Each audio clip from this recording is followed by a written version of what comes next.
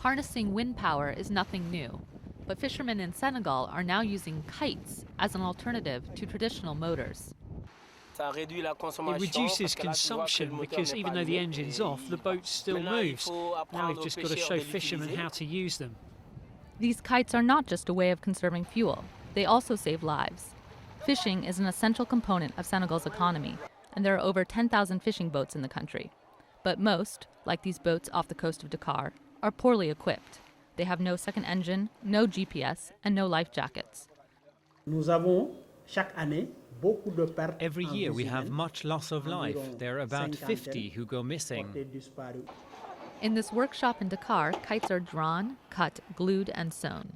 After 4 days of training, these men can now make kites in different sizes.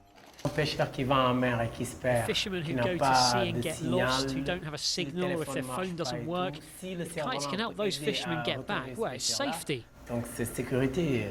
These emergency kites have aroused the interest of the Senegalese fishing ministry, which is considering funding 100 of them in coming months. If the results are good, many more fishermen might soon be able to sail to safety.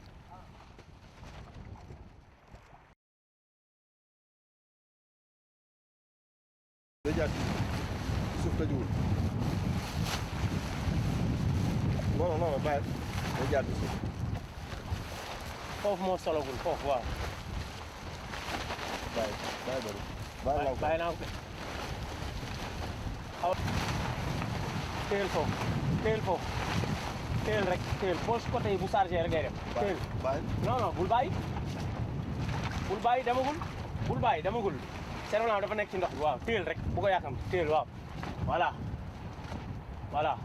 bàyyi ma xool waaw bàyyi ma jóg ñu jëmale ko moom moo lay xëcc quoi mais au contraire daf la yóbbu ci ñu ko def comme boile yooyu noonu la